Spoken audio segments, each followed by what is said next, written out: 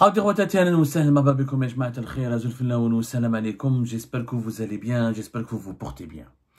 La polémique ne cesse d'enfler en l'absence d'un débat constructif, serein, libre et transparent en Algérie. Faute de liberté d'expression, faute de liberté publique et individuelle qui soit respectée et tolérée par le régime Tebboune, faute d'avoir une véritable scène politique avec des partis qui ont une certaine coutume, qui ont des traditions de débat, de discussion, qui sont dirigés par des leaders ouverts d'esprit, instruits, intellectuellement capables de tenir une discussion, d'organiser, de diriger un espace de débat, faute d'espace de dialogue. Il n'y a plus d'espace de dialogue en Algérie. Aujourd'hui, tout est verrouillé en Algérie. Les oppositions sont interdites et diabolisées, emprisonnées ou forcées de s'exiler.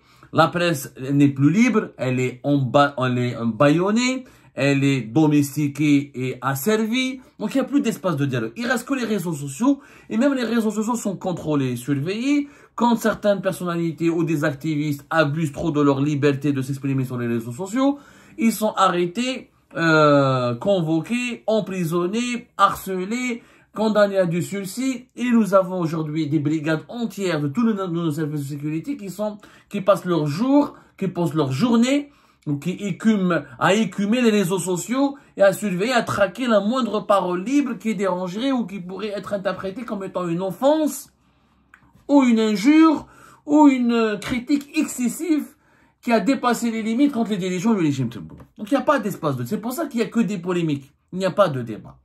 Face à la résolution, face à l'attitude de l'Algérie face à la résolution américaine sur Gaza, qui a été votée il y a de cela 48 heures, le 17 novembre 2025. L'Algérie a étonné le monde entier. Elle n'a pas choqué et défrayé, elle n'a pas choqué ou comment dirais-je, ou bousculé sa propre population. Elle a étonné le monde entier. Personne n'a compris pourquoi l'Algérie a voté cette résolution proposée par les États-Unis d'Amérique et imposée par les États-Unis d'Amérique avec l'abstention de la Chine et de la Russie qui ont préféré s'abstenir pour ne pas bloquer le plan de Donald Trump pour le Proche-Orient. Donc la Russie et la Chine ont levé le pied, n'ont pas voulu voter, n'ont pas voté contre, mais ne se sont abstenus pour ne pas s'associer et pour ne pas s'associer à cette résolution. Et comme ça, ils pourront pas être jugés à l'avenir de l'échec ou des éventuels dégâts ou des conséquences désastreuses potentielles de cette résolution. L'Algérie, pays arabe, qui chante à longueur de journée à la gloire de la question palestinienne, qui diabolise l'antisioniste Israël et tous ses relais médiatiques, intellectuels, etc., qui emprisonne, qui condamne à la peine de mort, qui diabolise, qui insulte, qui couvre d'insultes et d'insanité et qui qualifie de traître toute personnalité ou tout individu qui entretient un lien, y compris lointain, avec des cercles israéliens. L'Algérie nous a habitués à défendre le coûte que coûte la Palestine, qu'elle soit coupable ou victime, comme disait Awali Boumediene. L'Algérie de Tebboune, qui avait réuni toutes les factions palestiniennes en octobre 2022 et qui avait invité le Hamas sur le territoire algérien et qui a défendu le droit des Palestiniens et des Palestiniens à prendre les armes pour défendre leur intégrité, leur pays, leur indépendance, leur dignité et arracher leur liberté, elle change du jour au lendemain et elle s'aligne sur la position américaine qui demande le désarmement total, l'élimination totale de toutes les forces de résistance, comme l'Algérie traditionnellement les a qualifiés, le régime algérien, y compris Abdelmadjid Tebboune. On a fait déjà une émission hier, on a rappelé ses propos à Djelfa en octobre 2023, où il contestait le classement dans la catégorie des terroristes, des combattants du Hamas et des combattants des factions palestiniennes qui luttaient ou qui combattaient ou qui affrontaient l'armée palestinienne et l'armée israélienne. 2 ans plus tard, tout a changé. Tout a changé et au lendemain de ce vote de la résolution américaine, nous avons le chef de la diplomatie algérienne qui manipule, comme d'habitude, qui insulte l'intelligence des Algériens et des Algériens, puisqu'il n'y a pas de contradicteur, il n'y a pas d'opposant qui peut lui parler, il n'a pas d'interlocuteur en face de lui. Ils ont le monopole, le régime Tebboune a le monopole total du champ médiatique et du champ politique. Pas la moindre discussion est possible avec le régime Tebboune, pas le moindre affrontement idéologique ou politique ou médiatique. Aucune contradiction n'est tolérée, donc la parole, elle est uniquement monopolisé. Et c'est un monologue, il n'y a pas de dialogue en Algérie. Le régime Tebboune fait un monologue permanent avec lui-même. Il ne tient compte ni de ce que lui dit la population, ni de ce que lui dit son opposition, ni de ce que lui dit, de ce que lui disent les quelques activistes et journalistes qui parlent encore et qui sont exilés.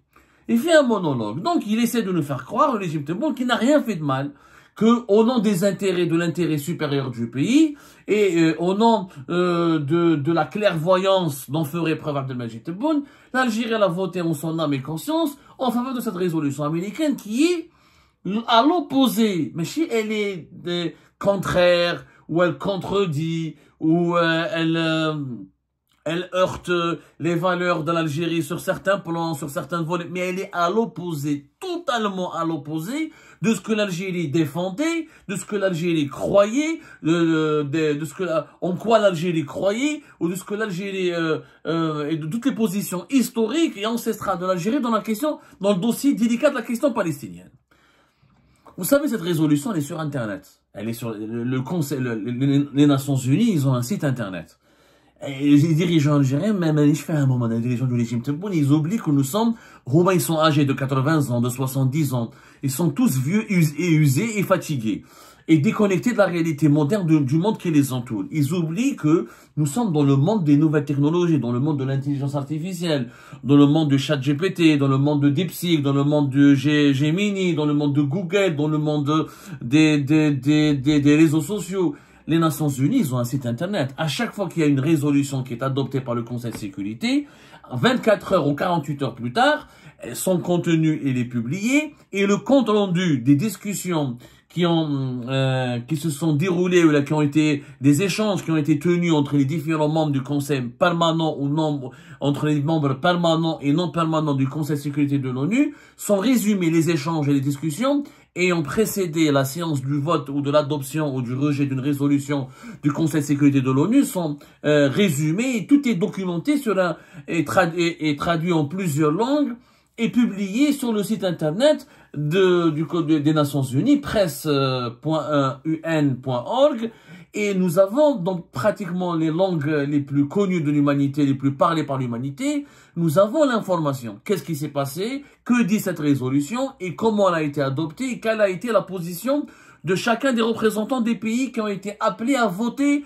contre ou pour cette résolution? Et si les Algériennes et les Algériens qui malheureusement n'ont pas une autre version, parce que nous on a que YouTube et les réseaux sociaux pour pouvoir s'exprimer, on n'a pas la possibilité d'avoir une chaîne de télévision à Alger, on n'a pas la possibilité de s'exprimer depuis Alger, on dirige pas un parti de l'opposition à Alger, on n'est pas au Parlement algérien, on n'est pas au Sénat algérien, donc on peut pas parler à nos compatriotes uniquement que nous avons qu'une seule tribune, c'est Internet et les réseaux sociaux. Je voulais juste le point 7, allez-y lire, parce que c'était la résolution américaine sur Gaza, qui a été votée par le régime Tebboune, il faut l'ausculter, il faut l'examiner, il faut la lire pour comprendre l'incroyable retournement de veste, comme on l'a dit hier, de Abdelmadjid Tebboune dans le dossier palestinien. Que dit le point 7? Cette résolution américaine, elle est composée de 11 points. De 11 points avec l'annexe, avec des annexes. Dans les 11 principaux points, il faut aller lire le point 7. Le point 7, il dit quoi? Il dit qu'il autorise les États membres qui collaborent avec le Conseil de la paix. Le Conseil de paix, c'est le nouvel organisme qui a été créé, un nouvel organe de gouvernance internationale qui a été créé et qui sera présidé par Donald Trump pour administrer le territoire de Gaza d'ici au moins fin décembre 2027 en attendant de mettre en place une autorité palestinienne conforme, je ne sais pas à quoi, conforme aux attentes de la communauté internationale. Donc, je répète, le point 7, il dit qu'il faut créer à titre temporaire une force internationale de stabilisation à Gaza qui sera déployée sous un commandement unifié acceptable par le Conseil. Donc, c'est le Conseil de la paix qui va décider. Donc, ce n'est pas les Palestiniens et les Palestiniens ne vont décider de rien pour le moment jusqu'à la fin de l'année 2027. Et on ne sait même pas qu'est-ce qui va se passer après. Dont les contingents seront fournis par les États participants en consultation, en coopération avec l'Égypte et Israël. Donc Israël aura un droit de regard sur le fonctionnement de la gouvernance de la bande de Gaza, du territoire de Gaza et de la force internationale qui doit être déployée au niveau de ce territoire, et qui prendra toutes les mesures nécessaires pour s'acquitter de son mandat dans le respect du droit international, notamment du droit international humanitaire. La force devra collaborer avec Israël et l'Égypte, sans préjudice des accords qui existent déjà entre eux, ainsi qu'avec les forces de police palestiniennes, nouvellement formées et dûment sélectionnées, pour sécuriser les zones frontalières, stabiliser la situation en matière de sécurité, et ce en assurant la démilitarisation de la bande de Gaza, y compris en procédant à la destruction des infrastructures militaires, terroristes et offensives, et en empêchant qu'elles soient rebâties, ainsi qu'en veillant à la mise hors service définitive des armes des groupes armés non étatiques.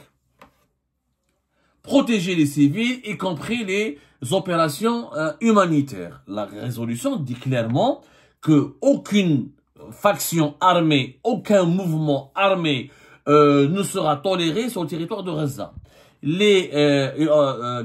On parle d'infrastructures militaires terroristes et offensives et qui doivent être détruites et elles seront et leur reconstruction sera empêchée et il faut mettre hors service définitif les armes, il faut désarmer tous les groupes.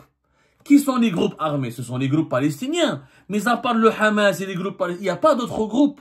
L'armée israélienne, elle sera tolérée. Au contraire, l'armée israélienne, qui est l'agresseur, c'est elle qui va contrôler avec l'Égypte le territoire de Gaza. Ce passage dont ne parle pas la diplomatie algérienne signifie quoi? Signifie que la résistance palestinienne, telle qu'elle a été appelée par le régime Tebboune, telle qu'elle a été défendue par le régime Tebboune et par tous les régimes algériens précédents, a disparu, va disparaître. C'est la disparition pure et simple du Hamas et de toutes les factions palestiniennes qui étaient considérées par des pays comme l'Algérie comme étant des mouvements de résistance et pas des mouvements terroristes. Donc l'Algérie, en votant cette résolution, elle est d'accord avec la fin de la résistance, elle est d'accord avec l'enterrement et la fin officielle de ce qu'elle appelle elle-même la résistance. Donc s'il y a un retournement de situation, pendant des années, depuis l'indépendance du pays, l'Algérie, la Palestine, la résistance légitime des Palestiniens et des Palestiniens, la lutte contre la colonisation, y compris les moyens armés, et Tebboune, quand il arrive, il donne à ce discours une nouvelle dimension nationaliste, anti-impérialiste, anti-sioniste. Il compare les combattants palestiniens avec l'Arab Ben Mehdi, il compare les combattants palestiniens avec les combattants du FNN, et du jour au lendemain, il décide de changer de retourner sa veste, de faire un revirement en 360 degrés. Il est d'accord avec les Américains, avec tout ce que dit Donald Trump, il est d'accord. Il est d'accord. Et l'Algérie n'a rien proposé. Dans le texte, dans le résumé publié par les Nations Unies, l'Algérie elle a formulé une seule demande. Pas d'annexion, pas d'occupation, pas de déplacement forcé des populations. C'est tout ce qu'elle a demandé à l'Algérie. Elle n'a pas dit il faut pas toucher au mouvement de résistance palestinien, il faut donner le droit aux Palestiniens d'avoir leur propre organisation, de choisir eux-mêmes l'autorité qui va les gouverner. Non, il faut pas les placer sous une gouvernance internationale. Non, il faut les tolérer. Le Hamas, c'est pas un mouvement terroriste. Elle n'a pas défendu ni le Hamas, ni la résistance, ni ni la lutte légitime. Tous les concepts idéologiques qui étaient utilisés par Tebboune et par les dirigeants algériens depuis très longtemps ont été abandonnés. Donc Tebboune a fait une concession extraordinaire face aux Américains. Si l'Algérie s'était abstenue, l'Algérie ne va pas tenir tête à Donald Trump. On n'est pas naïfs non plus. C'est pas Tebboune qui va changer, qui va bloquer la résolution ou le plan de Donald Trump pour Gaza.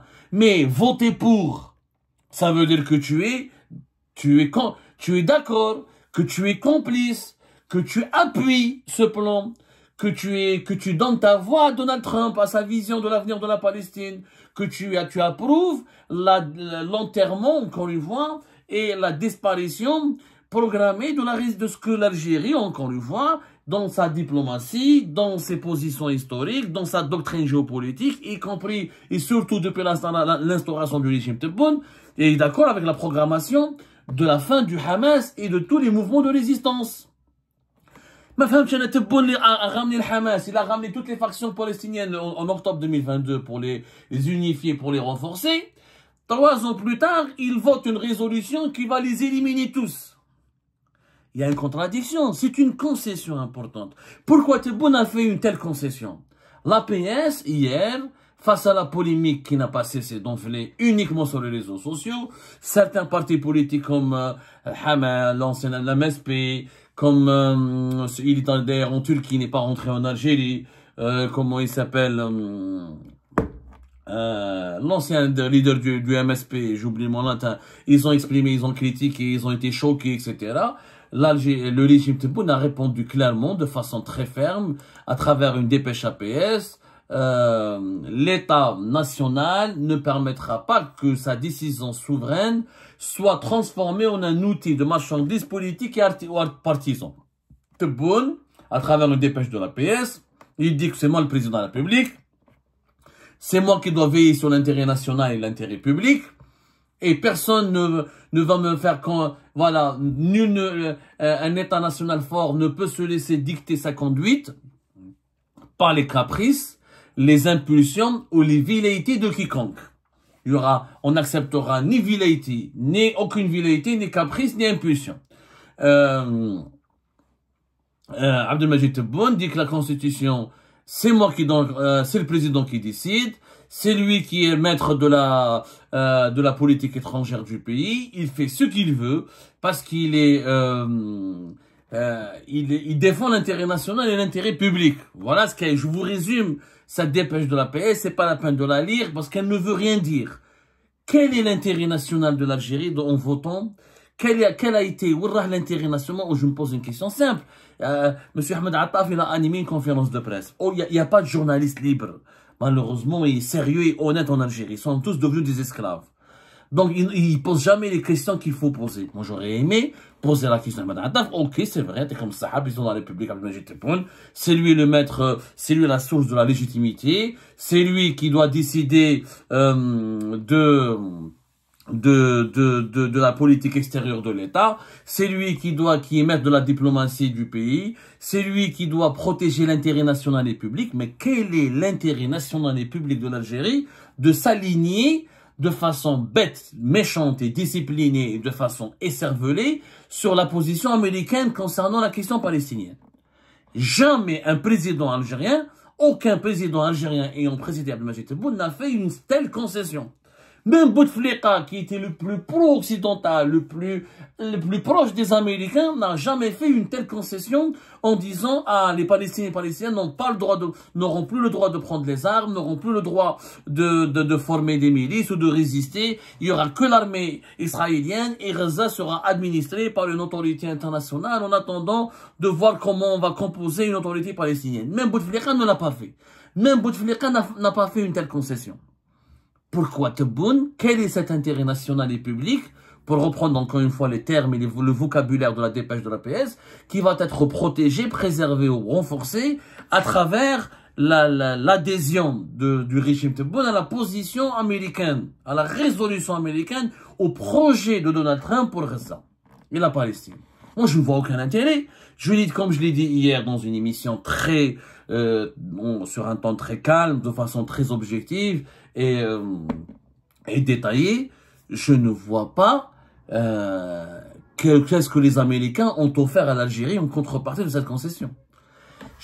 On n'a vu ni investissement majeur américain, ni une implantation de grandes sociétés américaines. Concernant le gaz de schiste, c'est le régime Bouteflika qui a initié les discussions, les négociations, et avec de Chevron et ExxonMobil depuis l'époque de Abdelmoune Ould-Khaddour, ancien PDG de Sonatrach déchu et emprisonné, et rien n'a avancé. On a signé que des protocoles d'accord jusque-là, entre 2023 et 2024. Et on est toujours au stade de la discussion. Il n'y a pas eu d'investissement, il n'y a pas eu de lancement, d'exploitation d'un champ expérimental de gaz de schiste. Donc, je ne vois pas qu'est-ce que les Américains ont apporté à l'Algérie, je vous dis la vérité. Est-ce qu'on a eu un groupe industriel? Est-ce qu'on a eu des capitaux américains qui ont débarqué, qui ont déferlé sur l'Algérie? Est-ce qu'on a eu des millions de touristes américains qui sont venus nous voir? Est-ce qu'on a eu au moins une ligne aérienne? Les Américains n'ont même pas encore donné à l'Algérie la possibilité de créer une ligne aérienne directe entre Washington et Alger ou Alger-New York. Pour le moment, on n'a rien gagné avec les Américains. Moi, je suis pour. Alors, la question palestinienne, comme l'ont fait beaucoup de pays arabes, pour notre développement, pour notre sécurité, pour notre avenir. Moi, je suis pour. Et ça dépend ce que l'Algérie a gagné. Les Marocains, quand ils ont normalisé les relations avec Israël, ils ont obtenu la reconnaissance de leur souveraineté sur le Sahara occidental. Et s'il n'y avait pas cette reconnaissance de Donald Trump de 2020, il n'y aurait jamais eu cette résolution du 31 octobre 2025 qui a acté pour la première fois la solution de l'autonomie, du plan d'autonomie marocain dans le cadre de la souveraineté du Maroc sur le Sahara occidental. Nous, on a obtenu quoi? Les concessions, toutes ces concessions. Et Tebboune n'a pas fait qu'une concession avec les Américains. Il est en train de faire des concessions importantes par rapport à l'Occident. La concession dans l'affaire Boualem Sansal, qui est libérée au bout de 48 heures après un appel du président allemand. Bien sûr, il y a eu des pourparlers discrets, secrets, etc. On n'en doute pas.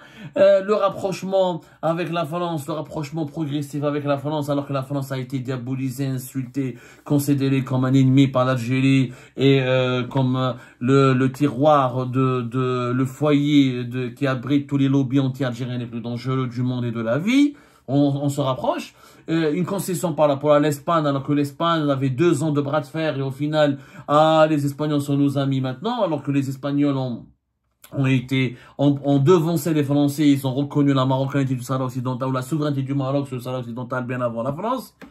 Il y a des concessions de plus en plus importantes. On le voit du cours de ce mois de novembre, notamment avec l'affaire Boualem Sansal, qui a été traitée de tous les noms d'oiseaux, et que Tebboune avait juré qu'il ne va jamais le libérer, et il ne va jamais le laisser. Il l'a accusé même d'être un espion.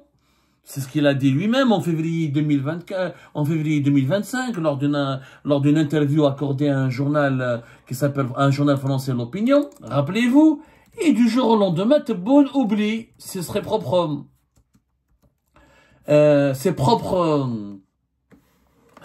engagements, il oublie ses propres diatribes, il oublie ses propres insultes, il oublie ses propres discours. Et il change d'attitude du jour au lendemain. Qu'est-ce qui se passe?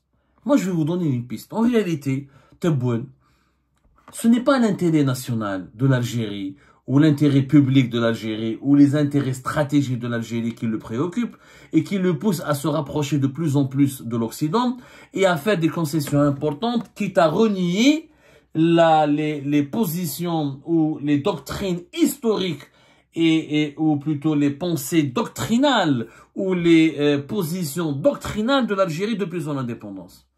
En réalité, c'est l'idée, le projet du 3e mandat. Abdelmajid Tebboune fait des concessions à Washington et à l'Occident parce qu'il a dans sa tête l'idée de préparer un 3e mandat. Voilà, là, on est dans un autre registre. On n'est plus dans l'intérêt national, dans l'intérêt public. Ce qui préoccupe, ce que veut Tebboune, c'est que Washington et Donald Trump soutiennent son régime et appuient éventuellement le prolongement de son pouvoir et le renouvellement de son mandat présidentiel à la tête de l'État algérien avec un 3e mandat qui lui trotte dans la tête.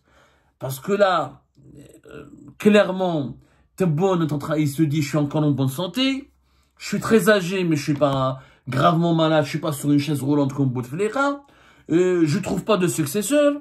Chengriha et l'armée risquent de ne jamais être d'accord de valider un profil pour être mon propre successeur. Tebboune ne fait pas confiance, peut-être même, je pense comme il est très parano, comme il est très méfiant, comme il est lunatique, comme il est aveuglé convaincu que par ses propres certitudes, il se pourrait que Tebboune finalement dise, je ne vais pas trouver un bon successeur. Et qu'est-ce qui me garantira que mon successeur va protéger ma famille, mes enfants et les intérêts de mon clan? Alors, tant que je suis bien, tant que je suis en forme, c'est à moi de continuer. 2029, c'est demain. Ça passe vite. Déjà, nous sommes dans 2 mois, on sera en 2026. Et peut-être que Tebboune, dès 2027, sera amené à changer la Constitution pour prolonger son mandat présidentiel ou peut-être ne pas briguer un 3e mandat, mais pour faire un changement qui permettrait à son mandat de s'étirer, d'aller au-delà de 2029, en attendant de voir comment son état de santé va évoluer, est-ce qu'il va mourir au pouvoir, est-ce qu'il va trouver un successeur dès maintenant, ou réformer la Constitution pour ouvrir la possibilité et la voie à un 3e mandat qui va le sécuriser lui-même, qui va lui permettre de rester au pouvoir durant toute la vie, et ou de choisir à la dernière minute un successeur sans se précipiter, sans être dans l'urgence et en garantissant à son clan une protection absolue et éternelle. Mais pour un tel projet, il lui faut des soutiens. Parce que le Tchad, le peuple algérien, ne va pas aller dans le sens ne va jamais. Déjà, le peuple algérien l'a supporté à peine. Déjà, le 2e mandat, il est impopulaire. Il a été boycotté, boudé et a un taux d'abstention record. Il n'y a pas eu d'émeute, il n'y a pas eu de Hirak ou de printemps ou de révolte. Ça, c'est grâce à la DGSI, grâce à Nasser Djen, qui a assuré, qui a mis en place un appareil répressif, une stratégie de répression, de persécution généralisée. Bon, aujourd'hui, là, le général Hassan, il est beaucoup moins terrifiant, il est beaucoup moins dans la répression que Nasser Djen, faut le dire. Donc, je vais aller pour avoir mon 3e mandat. Le peuple ne va pas m'appuyer, mais il me faut un bilan.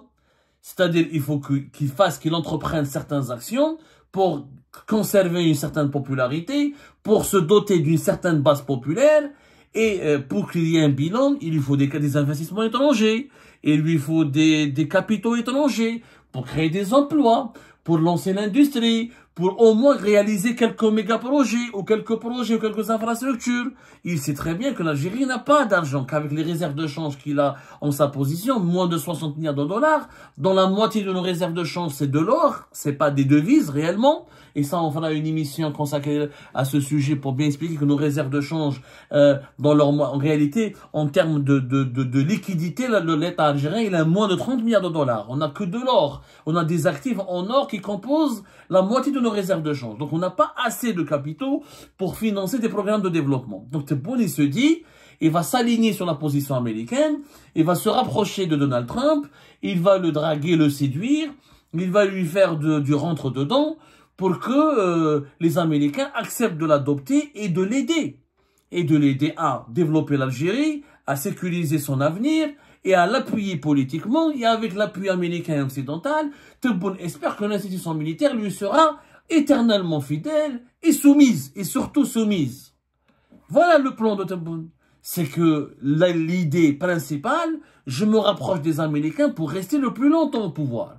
Parce que son bilan, et si les Américains appuient ou le déstabilisent, ou ne veulent pas le parrainer, ou vont soutenir des candidats ou des mouvements de l'opposition, ou si les Américains soutiennent des pays adversaires de l'Algérie, concurrents directs dans la région comme le Maroc, etc., la position de Tebboune sera très affaiblie.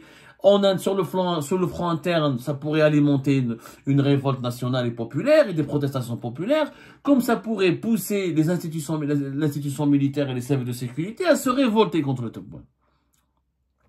Donc, l'idée, c'est ça. C'est ça le véritable projet de Tebboune. C'est peut-être d'aller vers le 3e mandat. Il y pense. Tebboune, il est tiraillé. Il est entre le désir de partir et de laisser quelqu'un derrière lui qui le protège et protégera sa famille, et le désir de rester au pouvoir et de mourir au pouvoir, parce que ce pouvoir, finalement, il l'a entre ses mains et qu'il pourrait le garder. La tentation du pouvoir.